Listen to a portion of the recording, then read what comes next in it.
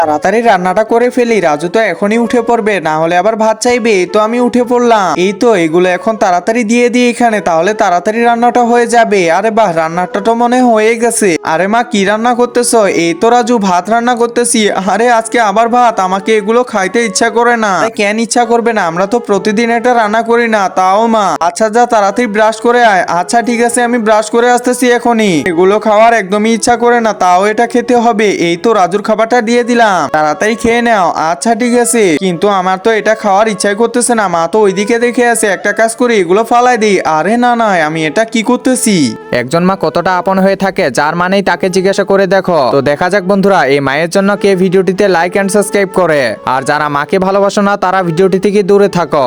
এটা ফালাই দেওয়া একদমই ঠিক হবে না। মা তো অনেক কষ্ট করে আমার জন্য রান্না বান্না করে, আর আমি এগুলো কি ফালাই দিব? না, এটা ফালাই দেওয়া যাবে না। একটা কাজ করি, সবটাই আমি খেয়ে ফেলি, তাড়াতাড়ি করে খেতে লাগবে। তাড়াতাড়ি এই সবজিটাও রান্না করে ফেলি। এই তো আমার খাওয়া হয়ে গেছে, এখন তাড়াতাড়ি নিয়ে যাই। এই যে মা দেখো, আমি সব খেয়ে ফেলছি।